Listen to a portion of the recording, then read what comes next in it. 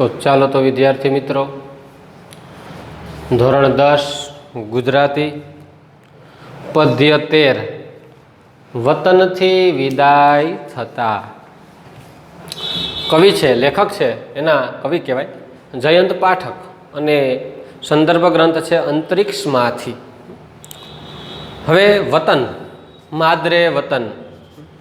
અત્યારે કોરોના કાળ છે, આમ તો વતનની પીડા શું હોય એ જ્યારે વતનની અંદર ઉછરી અને જે વ્યક્તિ બાળપણથી માંડી અને યુવાની સુધી ત્યાં મોટો થયો હોય, જ્યાં પુષ્કળ મજાક કરી હોય, પોતાના મિત્રો હોય, પોતાનો પરિવાર હોય, અને પોતાનો હસતો ખેલતો એ ભૂતકાળ હોય, અને ફરી પાછા એ જગ્યાએ જાય ત્યારે બધા સંસ્મરણો છે એ યાદ આવે છે.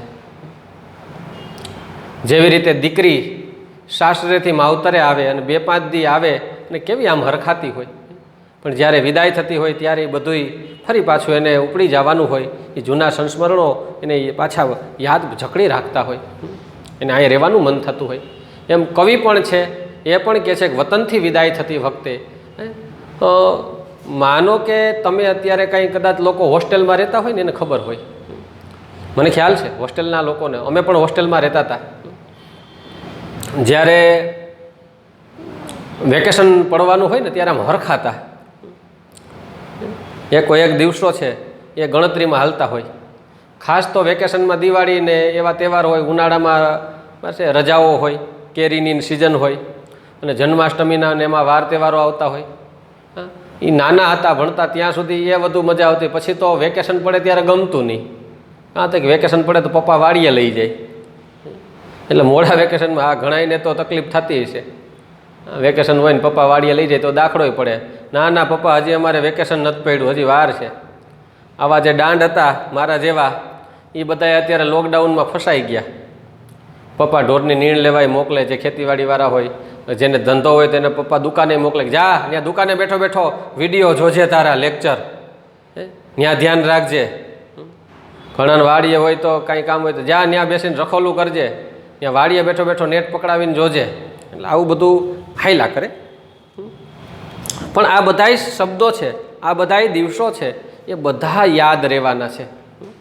અને જિંદગીમાં તમે જ્યારે એ સ્થળ મૂકીને આગળ જવાના હશો ત્યારે તો અત્યારે જવાબદારી નહીં હોય, પણ કોઈ જવાબદારીમાં ફિટ થઈ જશો અને પછી 2-4 દિવસ બરાબર માટે રજા માટે તમે જ્યારે માદરે વતન, તમારા વતનની અંદર આવશો ત્યારે એક જીવાઈ ગયેલા ક્ષણો છે એ તમને યાદ આવશે. કૃષ્ણ ભગવાન પણ જ્યારે ગોકુળ મૂકી અને મથુરામાં આવ્યા, પણ મથુરાથી આગળ ભણવા ગયા. એના પિતાનું જે રાજ્ય હતું અવંતી નગરી, ત્યાં હતા, અને ત્યાંથી પછી ભણવા ગયા ગુરુ શાંતિપનીના આશ્રમમાં. અને ત્યાંથી પછી એણે દ્વારિકા છે, વામનથલી, આમ તો પહેલાં વામનથલી ને વામનથલીમાંથી દ્વારિકા, એ રાજા બન્યા. પણ એનું ગામડે જવાનું સ્વપ્ન અધૂરું રહી ગયું. ભગવાન પોતે પણ એનું જ્યાં બાળપણ ઉછળ્યું હતું ત્યાં નહોતા જઈ શક્યા, અને બેઠા બેઠા ક્યારેક તો રોતા. નંદ બાવાને માતા યશોદાજી સાંભળે, મમતા મોટી રે મારી રહી ગઈ રે ગોકુળમાં. નંદ બાવાને માતા યશોદાજી સાંભળે, એ મમતા મોટી રે મારી રહી ગઈ ગોકુળમાં. એટલા માટે તો ભગવાન જ્યારે યાદ કરે તો રોવા માંડતા. ખાલી જો યાદ આવે ને રોવા માંડતા હોય માણસો વતનથી, વતનની માટી કોને ન ગમે? આ માટીથી રંગાઈ જાઓ એમ થાય. રામ છે એની જે માતૃભૂમિ હતી જે અયોધ્યા, ન્યાની માટી લઈ ગયા હતા. કાયમી માટીનું પૂજન કરતા હતા કે અમારા ગામની માટી છે, અમારા વતનની માટી છે. જ્યારે રામ લક્ષ્મણ લંકાની અંદર રાવણને ઉપર વિજય મેળવી લીધો, રાવણને મારી નાખ્યો, એટલે વિભીષણે એક સરસ મજાની ઓફર કરી હતી. વિભીષણે કે હે મહારાજા ભગવાન રામ, તમે આ લંકાની ગાદી ઉપર બેસી જાઓ. તો તમે તો સજ્જન પુરુષ છો, લંકાની ગાદી ઉપર બેસશો એટલે આ રાજ્ય છે એ સોનાનું તો છે, પણ સુગંધી, સોનામાં સુગંધ ભળે એમ આ રાજ્ય છે એની પ્રસિદ્ધિ થઈ જશે. એટલે મહારાજ કૃપા કરીને તમે રોકાઈ જાઓ. લક્ષ્મણે રામની સામું જોઈને કીધું, ભાઈ ઓફર સારી છે. એક તો આપણું બાપદાદાનું રજવાડું છે અયોધ્યા, આ લંકાનું દે છે ગિફ્ટમાં. શું કે છે રામ? અપી સ્વર્ણમયી લંકા ન મે લક્ષ્મણ રોચતે જનની જન્મભૂમિશ્ચ સ્વર્ગાદપી ગર્યસી. અપી સ્વર્ણમયી લંકા લક્ષ્મણ ન મે રોચતે. હે લક્ષ્મણ, અપી વળી સ્વર્ણમયી લંકા, કદાચ સોનાની બનેલી લંકા છે તો પણ એ મયી ન રોચતે. અપી સ્વર્ણમયી લંકા ન મે રોચતે, મને નહીં રૂચે, નહીં ગમે. જનની અને જન્મભૂમિ, મારી જનની, મારી માતા અને મારી માતૃભૂમિ છે તો સ્વર્ગ કરતાં પણ ચડિયાતી છે. માણસો વિચારે કે ભાઈ હું મારું ગમે ત્યાં હોય પણ છેલ્લે તો હું મારા માતૃભૂમિમાં, હું ન્યાય, મારું છેલ્લો અંત મારો માતૃભૂમિમાં આવવો જોઈએ અને મારા શરીર છે એનું ખાતર પણ મારી માતૃભૂમિમાં થવું જોઈએ. લોકો વિદેશ પૈસા કમાવા જાય, લાખો કરોડો રૂપિયા કમાઈને આવે, પણ છેલ્લે નિવૃત્તિ તો પોતાના વતનમાં જ ગાળે. કેમ કે અહીંયા શાંતિ છે. દુનિયાનો છેડો એટલે ઘર, જ્યાં પ્રેમથી ઉછરીને મોટા થયા હોય. કવિ જયંત પાઠકે બહુ સરસ મજાના શબ્દો વાપર્યા છે. અને વિચાર કરો, કૃષ્ણ ભગવાન તો નથી જઈ શક્યા, પણ માનો કે 2-5 દિવસ ગોકુળમાં ગયા હોત તો બહુ રોત, બધા એને ભરી ભરીને યાદ કરતા હોત. અને ત્યાર પછી જ્યારે એને હાલવાનું થાત પાછું, તો પાછા એના પગ ન ઉપડત, એમ થાત કે હું અહીંયા જ રોકાઈ જાઉં. એટલે જ કૃષ્ણ કદાચ નહીં ગયા હોય કે કદાચ હું ત્યાં જઈશ અને વ્રજની ભૂમિ મને રોકી લેશે. તો મારે તો જીવનના ઘણા સફળ કાર્યો કરવાના છે. આ માનવ સમાજને એક મોટો ઉપદેશ આપવાનો છે અને કર્મ કરી અને બતાવવાનું છે માનવ સમુદાયને કે આવું જીવન જીવવાનું છે તમારે. તો એ હું મારા મુખ્ય કાર્ય માટે હું સ્વર્ગમાંથી અહીંયા આવ્યો છું, મેં અવતાર ધારણ કર્યો છે. કદાચ એ હું નહીં કરી શકું, એટલે જ ભગવાન ન ગયા. કદાચ ગયા હોત ને તો કૃષ્ણ ભગવાન કદાચ ગોકુળમાં પાછા રોકાઈ ગયા હોત. વતનથી પગ ઉપાડીને પાછું આવવું, થોડાક દી રોકાણા હોય એટલે અઘરું થઈ પડે. જે હોસ્ટેલવાળા વિદ્યાર્થીઓ હોય એ પાછા તો હમણાં તો છેલ્લા 6 મહિનાથી ગામડે રોકાણા હોય લોકડાઉનની હિસાબે, પણ જ્યારે વેકેશન ખુલશે ત્યારે અમુક કંટાળી ગયા હોય, પણ એ જ્યારે આવશે ત્યારે બેગ દી બરાબર છે એમ થાય કે જાય બરાબર, પણ પછી યાદ આવશે. અને 2-4 દી રોકાઈને પાછું આવવાનું હોય ને, જન્માષ્ટમીની રજા પૂરી થઈને આવવાનું હોય ને, ત્યારે બસમાં આમ સામે કોઈક ધક્કા મારતો હોય ને એવું લાગે કે નથી જવું. અંદરથી આપણો આત્મા ના પાડતો હોય, પણ શરીરને અને જવાબદારીને ફરજિયાત બસમાં બેસવું પડે. આવું થઈ પડે છે. એટલે આવા જ સરસ મજાનું એક વિષય લઈ અને આપણા કવિ જયંત પાઠક છે એણે કાવ્ય રચ્યું છે. વતનથી વિદાય થતા જયંત પાઠક. જન્મ એનો કવિ પરિચય આપણે જોઈ લઈએ. 20-10-1920. આજે કેટલી તારીખ થઈ? આમ તો 100 વર્ષ પહેલાં, હમણાં આજે 1લી તારીખ છે બરાબર છે. આ 10મા મહિનો આપણો બેસી ગયો ને આજે 1લી તારીખ. તમારા વિડીયો બીજી તારીખે આવશે કાલે. હા, એટલે આજથી 18-19 દિવસ પછી કવિ જયંત પાઠકનો જન્મદિવસ આવશે. 20-10 અને 1920, આ 2020 છે. એટલે આ 20-10 આવે એટલે કવિ જયંત પાઠકના જન્મને 100 વર્ષ પૂરા થશે. અને અવસાન ક્યારે થયું? 1-3-2003ની અંદર. એટલે કે કવિ છે આજથી 17 વર્ષ પહેલાં ઓફ થઈ ગયા. જયંત હિંમતલાલ પાઠકનો જન્મ ગોઢ, એટલે કે જિલ્લો કયો? ગોઠ, ગોઢની ગોઠ. જન્મ ગોઠ ગામ છે અને જિલ્લો પંચમહાલમાં થયો હતો. તેમણે દાહોદ અને સુરતની કોલેજમાં અધ્યાપક તરીકે કામગીરી કરી હતી. દાહોદ જે સિટી છે તેમાં અને સુરતની કોલેજ છે એમાં પ્રોફેસર હતા, અધ્યાપક હતા. પછી ક્યાં એને ગ્રંથો છે, કવિતાઓ છે? તો કે મરમર, સંકેત, વિસ્મય, મૃગિયા, અનુનય વગેરે તેમના કવિતા સંગ્રહો છે. એને કવિતાઓ બનાવી છે. ક્ષણોમાં જીવું છું તેમની સમગ્ર કવિતાનો ગ્રંથ છે. ક્ષણોમાં જીવું છું, એ બધી કવિતાઓ એમાં એક એને લીધી છે. બાકી તો ટૂંકા બુકો બનાવી હોય. વનાંચલ તેમની નોંધપાત્ર સ્મરણ કથા છે. વનાંચલ એની સ્મરણ કથા છે. આધુનિક કવિતા પ્રવાહ, આલોક, ભાવયિત્રી, કિમપી દ્રવ્યમ એમના વિવેચન ગ્રંથો છે. વિવેચન કર્યું હોય એ બધા ગ્રંથો છે. તેમણે રણજીત રામ સુવર્ણચંદ્રક, ગુજરાત સાહિત્ય અકાદમી ગાંધીનગર અને સાહિત્ય અકાદમી દિલ્હીના એવોર્ડ પણ પ્રાપ્ત થયા છે. ક્યાં ક્યાં એવોર્ડ છે તો કે રણજીતરામ સુવર્ણચંદ્રક, ગુજરાત સાહિત્ય અકાદમી ગાંધીનગર અને દિલ્હીનો એવોર્ડ, બરાબર છે, સાહિત્ય અકાદમી જે દિલ્હી આપે એ પણ એવોર્ડ પ્રાપ્ત થયો છે. શું છે આ કાવ્યના ક્ષણો છે? વર્ષો પછી વતનમાં ગયેલા કાવ્ય નાયકને વતનથી વિદાય થવાનું હોય છે ત્યારે અનુભવાતી પીડા આ સોનેટમાં વ્યક્ત થઈ છે. આ સોનેટ છે. સોનેટ કાવ્યનો પ્રકાર છે. 14 પંક્તિઓ હોય. જો પહેલાં 4 છે, પછી 4 છે, પછી 4 છે, ને પછીની 2, 4 તેરી 12 ને 2 14. 14 પંક્તિઓ ટોટલ હોય એને સોનેટ કહેવાય. એટલે આ પ્રકાર છે સોનેટ. કાવ્યનો પ્રકાર કયો છે? સોનેટ.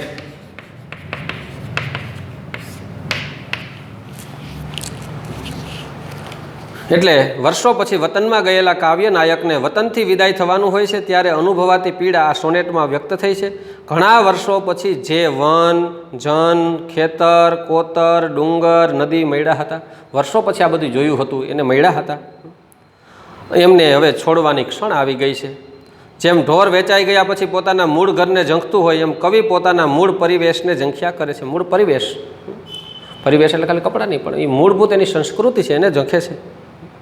પગ ઉપડતા નથી. જેમ વહી ગયેલું પાણી પાછું આવતું નથી ને, જેમ વહી જાય પાણી પાછું ન આવે, એમ અહીં વહી ગયેલો સમય પણ પાછો આવતો નથી. એક કૂતરો પણ થોડી વાર પાછળ પાછળ આવીને એની હદ પૂરી થતાં પાછો વળી જાય છે. એ સ્વાભાવિકતા ભર્યું આલેખન થયું છે. અંતે કાવ્ય નાયકને ભ્રમ થાય છે કે જેમ બાળક રિસાય અને એની મા એને પાછું બોલાવતી હોય એમ મને મારી મા બોલાવે છે, પણ આ માત્ર ભ્રમ છે, હકીકત નહીં. આમ વતન વિચ્છેદને કારણે, વિચ્છેદ થવું એટલે છૂટો પડવાના કારણે અનુભવાતી કરુણતાને ખૂબ જ સુંદર રીતે કવિ આ સોનેટમાં મૂકી આપી છે. શું કહે છે કવિ? આપણે કાવ્ય જોઈએ. એ મૂક્યું વન એ મૂક્યા જન, ઘણે વર્ષે મળ્યા જે ક્ષણ.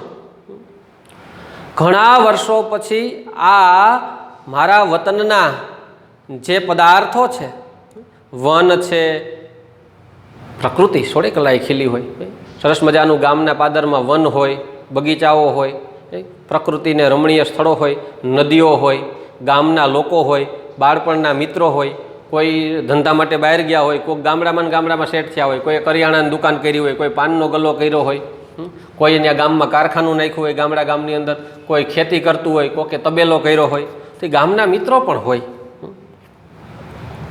એ બધાય જે હતા એ ઘણા વર્ષો પછી આ બધા મળ્યા હતા. તો ઘણે વર્ષે મળ્યા જે ક્ષણ, ઘણા વર્ષો પછી મારે વતનમાં આવવાનું જે ક્ષણ મળ્યું હતું એમાં હવે જવાનું થયું છે તો એ બધું મૂકવું પડે છે. હવે ટાઈમ થઈ ગયો.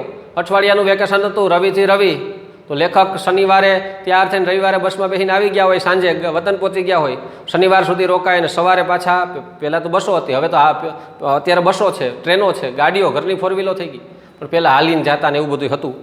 અથવા તો ઘણીવાર તો એવું થાય કે મૂળ જે ગામ હોય ને એ ગામડા અંદરના સાઈડ હોય અને 2-4-5 કિલોમીટર છે એ મુખ્ય રોડ નીકળતો હોય, ત્યાંથી બસો નીકળતું હોય અને પર્સનલ વાહનો પણ નહોતા લોકોને. એટલે લેખક તો આથી 100 વર્ષ પહેલાં જન્મ્યા હતા. કદાચ કવિતા ક્યારે બનાવી, આઝાદી પહેલાં પણ હોય, ત્યારે બસો અમુક ગામડામાં નહોતી આવતી ભાઈ. 1970-80ના સાલમાં બસો આવતી થઈ, ચોમાસામાં બસોય ન આવે એવા પરિસ્થિતિ હતી. ગામના રસ્તાઓ કાચા હતા. તે પછી ત્યાં ગોકુળિયા ગામ રોજનાઓ, પાકા રોડ રસ્તાઓ, બધી સુવિધાઓ થઈ. ગામના લોકો નડિયાવાળા મકાનમાં રહેતા હોય, નદી હોય તો નદી ઉપર પુલ પણ ન હોય.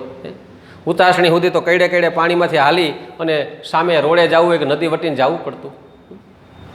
આવી સ્થિતિ હોય. કોઈ એમ્બ્યુલન્સ હતી નહીં, બસો પણ આવતી હોય તો ગામના લોકો છે સિમેન્ટના પાઇપને ભૂંગરાને નાખીને એ રોડ જેવું બનાવે ને એમાં બસ આવે. ચોમાસામાં તો આવે પણ નહીં. શિયાળાના ઉનાળામાં બસ આવે, ચોમાસામાં તો બસ આવે તો ખૂંચી જાય એવા રસ્તાઓ. એટલે આવી બધી સ્થિતિઓ હતી એ જે તે સમયની. હાલીને માણસો જાતા ઘણા ખરા, અને અથવા તો 2-5 કિલોમીટર દૂર જાય ત્યારે મેઇન રોડ આવતા તો મેઇન રોડે બસ નીકળતી, અથવા 2-5 કિલોમીટર રેલવે સ્ટેશન હોય તો ત્યાંથી જવાનું. આવી બધી સ્થિતિ હતી. એટલે લેખક કહે છે કે ઘણે વર્ષે મળ્યા જે ક્ષણ, જે ઘણા વર્ષો પછી મને આ ક્ષણ મળ્યા હતા મારા વતનમાં રોકાવાના, હવે આજે મારે જવાનું થયું છે. એટલે એ મૂક્યું વન એ મૂક્યા જન. એ વન છે, આજે મૂકીને વહી જવાનું છે. એ ગામના લોકો છે, મારા પરિવારના લોકો છે, કુટુંબના લોકો છે, પાડોશીઓ છે, મિત્રો છે, એ બધાઈને આજે મૂકવાના છે. મૂક્યા ડુંગર ને નદી. મારા વતનની અંદર આજુબાજુના ડુંગરો હતા. એ હું બાળપણમાં બધા મિત્રો ભેગો બોરડીના બોર ખાવા જતો, મિત્રો ભેગો ગાયો ચરાવવા જતો એ ડુંગરોમાં, અથવા તો ખુશીથી ફરવા જતો. અને એ નદી, જે નદીની અંદર અમે ખૂબ ધુબાકા મારતા, ખૂબ આનંદ કરતા, એ બધું છે મૂકવાનું આવ્યું છે. વતનના એ કોતરો અને ખેતર, વતનના જે કોતરો છે, કોઈ ડુંગર ને બીજા ત્રીજા પ્રદેશો સામાન્ય છે એ બધા, અને ખેતર, પોતાની ખેતીવાડી, પોતાની ખેતી હોય, પોતાના મિત્ર કુટુંબના હોય, કાકા કુટુંબના ખેતરો હોય, એ બધું છે એ મૂકી અને આજે જવું પડે છે. એક ક્ષણ આવી ગયા છે જે વર્ષો પછી રોકાવાનો ક્ષણ મળ્યો તો એ હવે જવું છે. આંખો બે રહી ભારતી, વળી વળી પાછી ભીડ્યું એ ઘર. આંખો બે ભારતી, ભારતી એટલે જ્યોતિ. આંખો બે, બે આંખો છે, વળી વળીને પાછી ભાળતી, ફરી ફરીને આમ પાછું જોવે છે, ઘડીએ ઘડીએ પાછું જોવે છે. શું જોયા કરે છે? ભીડ્યું એ ઘર. ભીડ્યું એટલે બંધ કર્યું. ભીડ્યું એટલે શું થાય? બંધ કર્યું. લેખક છે એ અઠવાડિયું રોકાણા હોય પરિવાર સાથે, મૂળ એનું વતન હોય. હવે તો એ કોઈ પણ જગ્યાએ જોબ કરતા હોય ત્યાં સેટ થઈ ગયા હોય. જન્માષ્ટમી, દિવાળી કે ઉનાળાના વેકેશનમાં 5 અઠવાડિયું રોકાણા હોય, 10 દિવસ 15 દિવસ. તો હવે એ અહીંયા આવે ત્યારે પોતાના ઘરમાં સાફ સફાઈ કરી રાખે, અથવા તો કુટુંબના લોકોને ટપાલ લખી રાખે કે અમે 15 તારીખે આવવાના છીએ અને તમે ઘરની સાફ સફાઈ કરી રાખજો, જેથી કરીને અમારે જે 4-6 મહિના બંધ હોય તેને ધૂળ ને બધું સાધુ મહાત્માને બધું જામી ગયું હોય, એટલે બધું જામ્યું એટલે ધૂળને સાફ કરી રાખે. એટલે ઘરના કોઈ કુટુંબના લોકો આડોશ પાડોશી હોય એને ટપાલ લખીને જાણ કરી દે, એટલે એ સાફ સુફ રાખે ને લેખક રોક ને બધા એના પરિવારને રોકાય, આનંદ કરે, અઠવાડિયું ખાઈ પીને રાંધીને. પછી અઠવાડિયું 10 દિવસ પછી જવાનું હોય તો એ ફરી પાછું બારણું બંધ કરતા જાય. ચાવી 2 ચાવી હોય, એક આદી ત્યાં પાડોશમાં દીધી હોય, એક પોતાની પાસે રાખતા જાય.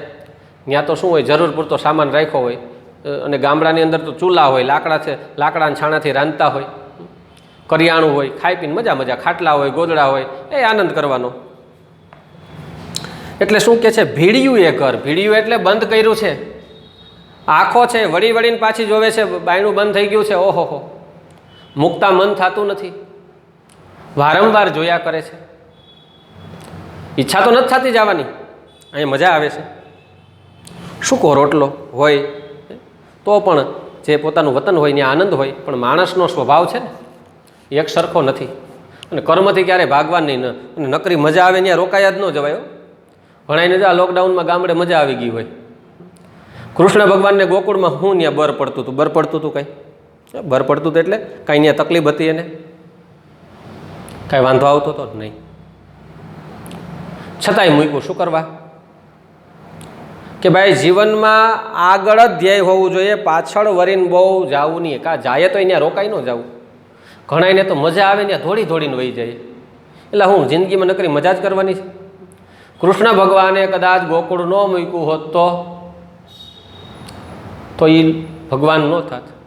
રામ છે એના બાપા એને 14 વર્ષ વનમાં મોકલા હતા, પણ એ ન્યા ન ગયા હોત તો રાવણ અપહરણ ન કરત સીતાનું, અને રામ છે રાવણને મારત નહીં, સીતાને લ્યાવત નહીં, અને કોઈ ઓળખત નહીં. રામ નામના રાજા હતા તો કે હશે. કોના દીકરા હતા? તો કે એક દશરથ નામના રાજા થઈ ગયા, દીકરા હતા તે કહે છે. શું કર્યું રામે? તો ખાધું પીધું શાક કર્યું, ખાધું પીધું રાજ કર્યું, બટેકાનું શાક કર્યું. કોઈ ન ઓળખે. જે સંઘર્ષનો સામનો કરે છે એ આગળ વધે છે, મહેનત કરે છે. એમ જે લોકોને મજા આવે ત્યાં રોકાઈ ન જવાય. જ્યારે લોકડાઉન પૂરું થાય તો જે ગામડે વયા ગયા હોય એ બધા પાછા આવજો. આ પણ અભ્યાસ તમને બોલાવે છે. કવિ અહીંયા કહે છે કે ભાઈ ફરજ નિષ્ઠાપૂર્વક ફરજ નિભાવવાની, આપણો જીવનનો ધ્યેય છે એ આગળ વધવાનું, ખાલી રોકાઈ નહીં જવાનું. હા, એ સંસ્મરણો યાદ રાખવાના. આ દુઃખ બધાયને થાય, શું કરવા ન થાય? ગાય ભેંસને તમે વેચી નાખો તો પણ એ બરાબર ઘરથી જવા બરાબર આનાકાની કરે, કોઈક નવો માલિક એને ભેગી ન જાય. અને આપણે તો આપણું વતન છે એ મૂકીને વહી જવું છે. એ તો મૂંગું ઢોર છે, છતાં એને પીડા થતી તો આપણે જ થાય જ. પણ છતાંય કર્મના સિદ્ધાંતને માની અને આગળ હાલવાનું. એટલે જ કહે છે કે જે ભીડ્યું એ ઘર, જે ઘર બંધ કર્યું છે એને આંખો બે રહી ભારતી, વળી વળી પાછી. આંખો છે એ વારે ઘડીએ પાછી વરી વરીને જોયા કરે છે. મનમાં તો થાય છે કે નથી જવું. ઓહો, બંધ થઈ ગયો દરવાજા, કેવી મજા હતી, પણ કાંઈ વાંધો નહીં, ફરી પાછા આવીશું. અને માણસ એનો સ્વભાવ છે. કદાચ કોકને તમે લોંગ ટાઈમ રાખી દો ને, એમ કે ભાઈ કવિ જયંત પાઠક તમારે સિટીમાં નથી જવું, નોકરી કરવા નથી, અહીં રોકાઈ જાવ, તો કે એમ થોડું હાલે. આપણે 10 દિવસ સુધી ગુજરાતી નકરું ખાધા કરીએ, શાક રોટલીને કઢીને ખીચડીને, તો 15 દી પછી ઈચ્છા થાય એટલે પાઉંભાજી બનાવીએ હવે એક દી ઢોસા બનાવીએ, એક દી સેન્ડવિચ બનાવીએ, એક દી ભજીયા બનાવીએ. અને તમે ગુજરાત બહાર જાઓ તો ત્યાં તમને બધું આવું જ જડે, એમાં શાક રોટલી દાળ ભાત ન જડે. તમે 15 દી ગુજરાત બહાર રહેજો, એક દી ઢોસા ને, એક દી ઇડલી ને, એક દી પંજાબી ને, એક દી ચાઇનીઝ ને, 4 દી થાય ને એટલે ગોતવા મળશે એટલે ક્યાંય ગુજરાતી થાળી જડશે. આપને એક ધારું ક્યાંય ગમતું નથી. ચેન્જીસ છે, સતત ચેન્જ આવતા રહ્યા, એ માણસ માટે મહત્ત્વના છે. એટલે જ ભગવાને ચેન્જીસ માટે બધું કર્યું છે. વાર તહેવારો આવ્યા છે, પ્રસંગો આવે છે.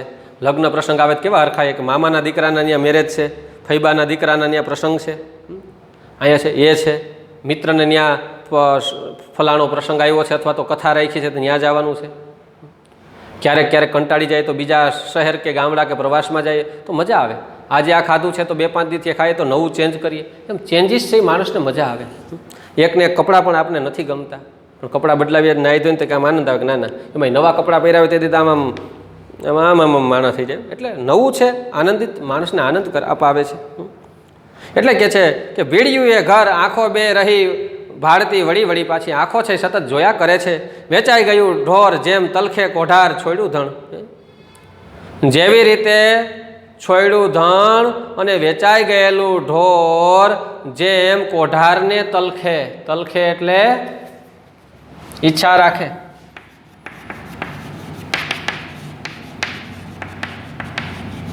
મનની ઈચ્છા તલખવું, તડપવું. આમ તો તડપવું ન થાય, તલખવું એટલે કે વારંવાર ઈચ્છા રાખવી, ઝંખના રાખવી. તમે ઢોર છોડ્યું ધણ છે ને, ધણ એટલે ગાયોનું ધણ છે. ગાયોને તમે સવારે એનો માલિક હાકે હાલો જાઓ ચરવા વહી જાઓ સીમમાં, અને એ ગાયનું જે ધણ જાતું એમાં સીમમાં બધા વયા જાય.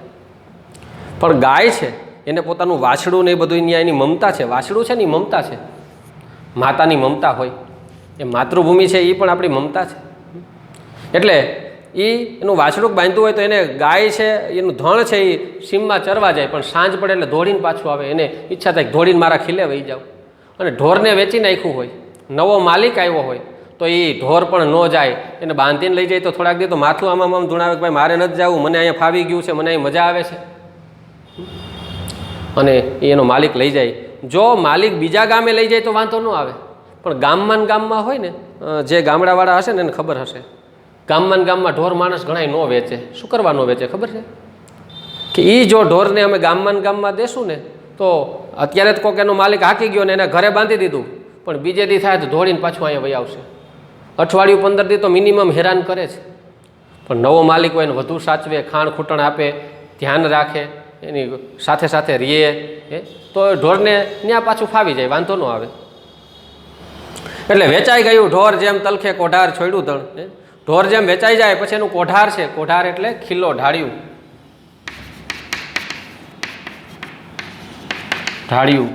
ખીલ્લો.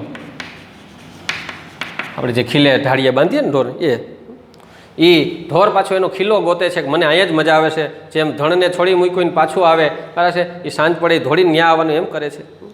કેળી આગળ જાય પાય અવડા. કેળી છે એ આગળ રસ્તો છે, આગળ જાય છે, આમ જવાનું છે, પણ પગ છે એની ઈચ્છા એવી થાય કે પાછા વરી જાય. થોડેક આગળ જાય કે ના, જેવી રીતે દીકરીની વિદાય થતી હોય થોડીક આગળ જાય તો ધોડીને પાછી એના મમ્મી પપ્પાને કે એના ભાઈ કુટુંબને ભેટી જાય, નહીં મારે નથી જવું. એમ અહીંયા પણ કેળો આગળ છે, પાય અવડા, પગને પાછી ઈચ્છા થઈ જાય કે ના પાછા હાલો. કેમ એ કરી ઉપડે? પાય અવડા કેમ કરી ઉપડે? કેળી આગળ જાય છે, આગળ જ જવાનું છે, પગ પાછા જવાનું થાય બરાબર, પણ કેમ ઉપડે? પાછું કેમ જવું? આંખો જાય ભરાય વાટ તરુની કાંટાળી ડાળી નડે, હૈયું ઉજરડાય રક્ત ટસિયા ફૂટે ધીમેથી જમે. આંખો જાય ભરાય, આંખો છે એ ભરાઈ જાય, યાદ આવે કે રસ્તો આગળ જાય છે પણ મારે તો પગ પાછા ઉપડે કેમ? શું કે છે? પાય અવડા, પગ છે ઊંધા તો પાછા કેમ ઉપડે? કેમ એ કરી ઉપડે? પગ ઊંધા હાલતા હોય, મનની ઈચ્છા આમ થાય, અને ધરાર. હા, ઘણી વાર એવું થતું હોય. મેં ન કીધું એમ કે બસમાં જવાનું હોય કે હાલો બસ આવી ગઈ, હાલો તમારા ધંધે વયા જાઓ, વતન મુકતા ઈચ્છા ન થાય, અંદરથી આત્મા ના પડે કે નથી જવું, અને કર્તવ્ય ફરજ એમ કે ના જા, અંદરથી ના પડે નહીં, એમ અંદર પાછા પગ પડે. એમ કવિને મૂંઝવણ ગઢમથલ થાય છે મનમાં. આંખો જાય ભરાય, આંખો ભરાઈ જાય છે, આંખમાં આંસુડા આવી જાય કે મારે વતન મૂકવું પડે છે. વાટ તરુની કાટાળી ડાળી નડે. વાટ, વાટ એટલે રસ્તો, વાટ એટલે માર્ગ, રસ્તો. જેમ રસ્તામાં વાટ તરુની કાટાળી ડાળી નડે, કાટાળું તરુ છે એની ડાળી, જે રસ્તામાં જતા હોય ને કાટાળું ઝાડ છે એ આવે ને આપણા હાથમાં લાગી જાય તો એ કાંટા ભરાઈને શું થાય? એમાં શું કહે છે? હૈયું ઉજરડાય રક્ત ટસિયા ફૂટે ધીમેથી જમે. જેવી રીતે કાંટાળી જે વૃક્ષ હોય એ આપણે રસ્તામાં લાગે અને આપણે આમાં જોરથી પીડા થાય ને રક્તના ટસિયા, લોહીના જે ટપિયા એ ધીમે ધીમે કરી અને જમે, જામી જાય. એમ હૈયું ઉજરડાય, એમ હૃદયમાં પણ ઉજરડા પડે, વતનના ઉજરડા કે રોકાઈ જા, નથી જવું, એવી પીડા થાય છે. આગે વેકુરથી નદીની હજીએ આ આંગળીઓ રમે. બાજુમાં નદી છે, બાળપણમાં કવિ રહીમાં હોય, બાળપણમાં કવિ આ નદીની રેતીઓમાં રહીમાં હોય, આમાં આંગળા કરીને રેતીઓ કર્યા હોય, તો અત્યારે આગેથી નદીની રેતીઓ છે તો અત્યારે આંગળાઓ મંડ્યામાં આમ થવા કે હા હા કેવો હું રમતો હે, આગેથી આંગળીઓ મંડે રમવા, એમ ઈચ્છા થઈ જાય હું આમ કરવા માંડું. ઘણા ડાન્સના શોખીન હોય અને ટીવીમાં ડાન્સ આવે તો બેઠા બેઠા મંડે પગ આમ કરવા. નવરાત્રિ આમ ઓળ નથી થવાની, પણ જે નવરાત્રિના શોખીન હશે એ ક્યાંક ઢોલક કે સાંભળશે ને એટલે મનશે પગામાં કરવા થાય ને. ક્રિકેટના રશિયા હોય, અત્યારે આઈપીએલ હાલે છે, આમાં બોલ ફેંકતા આમ બેઠા બેઠા આમ ઘા કરતા હોય અને બોલ શું બેઠા બેઠા કરતા હોય. હા, એના અંદરથી ઈચ્છા જાગૃત થાય. એમ આ રેતી જ હોય. બાળપણમાં કવિ રહીમાં છે, એના સંસ્મરણો યાદ આવે છે એટલે આગેથી વેકુર, વેકુર એટલે રેતી.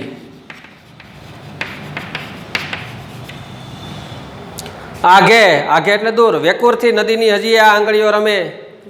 હજી આગે આ નદીની રેતી છે, વેકુર છે, છતાંય હજી આ આંગળીઓ છે એ રમતી હોય એવું લાગે છે. ચાલો જીવ આગળ જવાનું, આગળ પોતાના જીવને કહે કે એ જીવ તું અહીંયા મોહ માયા રાખમાં, હવે આગળ જવાનું છે. નહીં આ કાળના વહેણમાં પાછા ઉપરવાસ શક્ય વહેવું. આ કાળનું વહેણ છે, કાળ, કાળ એટલે સમય. નદીનું પાણી, આ સરોવર ડેમ છે એમાંથી આવતું હોય, વહેતું હોય અને આગળ આગળ આગળ આગળ વહેતું હોય. એમ આ જે નદીનું પાણી છે કોઈ દી આમ પાછું ન જાય ન જાય. એમ સમય પણ કોઈ દી રિવર્સ જતો નથી, આગળ આગળ જ જાય. સમયને નથી બ્રેક કે નથી રિવર્સ ગિયર. સમયને તમે બ્રેક પણ ન મારી શકો અને એને રિવર્સ ગિયર પણ નથી. એટલે કહે છે કે નહીં આ કાળના વહેણમાં, આ કાળ સમયરૂપી જે વહેણ હાલ્યું જાય છે, સતત સતત સમય જતો રહે છે, એમાં પાછા ઉપરવાસ શક્ય વહેવું શક્ય નથી. પાછું ઉપરવાસ જાય અને ફરી પાછા એ દિવસો કે અહીંથી ફરી પાછા આવીએ, ફરી પાછું એકડો એકથી ઘૂંટીએ, એ પાછું શક્ય નથી. બાળપણની મજા હવે ન લાગે, બાળપણની મજા પાછી ન આવે. એટલે જ કહે છે કે બચપન કેવો દિન લોટા દો મુજે. બાળપણના દિવસો એકવાર વહી જાય ને પછી નથી આવતા. જિંદગી આનંદથી જીવવી જોઈએ, કર્મ કરતાં કરતાં, સત્ય કર્મો કરતાં કરતાં, ખુમારીથી, સત્યથી ને આનંદથી જીવવી જોઈએ. એ દિવસો પાછા નથી આવવાના. એટલે હવે એ ઉપરવાસથી પાછું એ વહેણમાં, પાછું ઉપરથી કાળના વહેણમાં પાછું ઉપરવાસથી શક્ય વહેવું શક્ય નથી. પાણી લૂછો નેણના, આંખમાં આંસુડા આવી ગયા ને લૂછી નાખો ભાઈ. ભારો લઈ ભૂતનો, ભારો એટલે માથે બોજો, જે લાકડાનો ભારો હોય. ભારો એટલે બોજ, બોજ એટલે કોઈ બીજો વસ્તુ નહીં, બરાબર છે. ભારો માથે, આમ તો આનું કાંઈ નથી લખવું. ભારો ભારો એટલે માથે વજન ભારો હોય એ ભૂતનો. ભૂત એટલે શું? એટલે ભૂતકાળનો સમય. ભૂતકાળનો સમય છે જે જીવા હોય, પાછલી જિંદગી બધી યાદો છે એનો ભારો માથે લઈ લેવાનો. ભારો લઈ ભૂતકાળનો શિરે, ભૂતકાળનો માથે જે ભારો છે કે એટલું એટલું જીવાતી બધું માથે યાદ રાખી આમાં. અને વણ પૂછે શા વેઠિયા ચાલુ, વણ પૂછે પૂછ્યા વગર વેઠિયા. વેઠિયો એટલે શું? આગળના પાઠમાં આપણે જોયા હતા ચોપડાની ઇન્દ્રજાળમાં. વેઠિયો, વેઠ કરવી એટલે કે પૈસા વગરની નોકરી કરવી. પૈસા વગર નોકરી કરતો એને ગુલામ કહેવાય. શું કહેવાય? ગુલામ. વેઠિયો એટલે ગુલામ. એટલે ગુલામની માફક, ગુલામ કાંઈ બોલવાનું નહીં, સતત ઊંધું મોટું રાખીને કામ જ કર્યા કરવાનું. એમ ભૂતકાળનો માથે ભારો લઈ શિરે અને વણ પૂછે પૂછ્યા વગર, બોયલા ચાલ્યા વગર વેઠિયાની જેમ, ગુલામની જેમ ચાલે રાખવાનું. સાથે શ્વાન, હારે એક કૂતરો પણ આયલો આવતો હતો, પૂરી થતાં હદ હવે એને પાછું જવું છે. હવે હદ પૂરી થઈ ગઈ છે કૂતરાની. કૂતરા છે એ 2-5 કિલોમીટરમાં રખડતા હોય, કોઈ આયલું જતું ભેગા થોડે ખુદ આયલા જાય. હવે હદ પૂરી થઈ ગઈ, કૂતરાને એમ ખબર પડે કે હું અહીંથી કોઈ દી ગયો નથી, હવે જાય તો ભૂલો પડી જાય, એટલે એ પાછો વળી જાય છે. કૂતરો પણ એની હદ પૂરી થાય ત્યારે પાછો વળી જાય છે. લેખક કહે છે કે ભાઈ મારી તો માતૃભૂમિના બધું જતું રહ્યું છે, છતાંય હું આગળ વધે જાઉં છું. કૂતરાને પણ સીમાડા હોય છે, એ એમાં સીમાડા મારી આગળ ન જાય. એમ માણસને કેમ કે એને સીમાડા પ્રત્યે પ્રેમ હોય કે અહીંથી આગળ ન જવું. લેખક તો કહે છે કે મારે આગળ જવું છે. આગે ખેતર જોઉં બે કર કરી ઊંચા મને વારતી. ખેતર, આગે ખેતર જોઉં બે કર એટલે હાથ, 2 હાથ ઊંચા કરી અને મારું ખેતર છે એ મને વારતી. વારતી એટલે રોકવું. મારું ખેતર છે મને રોકે કે ભાઈ જામા, કમબેક પાછો આવી જા જામા, મને મૂકીને જામા. ભાઈ તું બાળપણમાં અહીંયા મારા આ ખેતરમાં તું રમ્યો છો, તને યાદ બહુ, હું તને યાદ કરું છું, તું જામા. એ મારી ભ્રમણા શું કે છે? આ આગે ખેતર જોઉં 2 કર ઊંચા કરી મને વારતી. એ મારી ભ્રમણા રીસાળ શિશુને બોલાવતી બા હતી. જેવી રીતે ખેતરની અંદર એની મા બાપ કામ કરતા, એટલે કહેવાની વાત એ છે કે ખેતરની અંદર બા છે 2 હાથ ઊંચા કરીને રોકે છે, ના પાડે કે જામા. આગે ખેતર જોઉં, ખેતરમાં આગેથી એવું લાગે કે 2 હાથ ઊંચા કરીને મને વારતી. કોણ વારતી? મારી બા, કે મારી ભ્રમણા હતી. ભ્રમણા એટલે ફોબિયા, ભ્રમ હતો. રીસાળ શિશુને બોલાવતી બા હતી. કોઈ શિશુ, બાળક, રીસાળ એટલે રીસાઈ જતું હોય. રીસાળ એટલે વારંવાર રીસાતું. રીસાય ને ગણાય, હું નહીં ખાવ, એ રીસામણું બાળક. શિશુ એટલે બાળક. રીસાળ બાળકને બોલાવતી બા હતી. હું જાણે મારા વતનથી રીસાઈને ક્યાંક વહી જતો હોય અને બા મને ખેતરમાં ઊભી બોલાવતી કે બેટા જામા, મત જા, અહીંયા આવતો રે મારા દીકરા. તો શું એવું મને થયું છે? એ શું મારી ભ્રમણા હતી કે ખરેખર બા બોલાવતી હતી? ના, મારી બા તો નથી, એ મારી ભ્રમણા જ હતી. લેખકને કેટલો પ્રેમ છે માતૃભૂમિ પ્રત્યે, આપને પણ હોય. એટલે વતનથી વિદાય થતાં લેખકને આવા બધા ગઢમથલો વિચારોમાં હાલે છે અને એના શબ્દો છે અહીંયા આલેખા છે. સરસ મજાનું કાવ્ય છે. અહીંયા આપણું કાવ્ય પૂરું કરીએ છીએ. અંતરિક્ષમાંથી લેવામાં આવ્યું છે. સોનેટ એનો પ્રકાર છે. અને હા, બીજું કહેવાનું એ હતું કે આ 1-2 પાઠ આપણે લઈ લઈએ, પછી ગુજરાતીનું આપણે ગ્રામર શરૂ કરવું છે, બરાબર? એટલે જેથી કરીને સંસ્કૃતનું હવે પછીનું જે છે ને એ પાઠ શરૂ કરવા, એનું ગ્રામર પૂરું કરવું, અને આનું જે છે એ આપણે ગ્રામર શરૂ કરવું. અહીં પાઠ કાવ્ય હમણાં થોડાક દી પછી સ્ટોપ કરી દઈએ. હા, આગળ તો એકાદો હજી ભણાવી લેશું, 14-15 કે જે અનુકૂળતા હશે એ, બરાબર? પછી આપણે બંધ કરી દઈશું. ઓકે.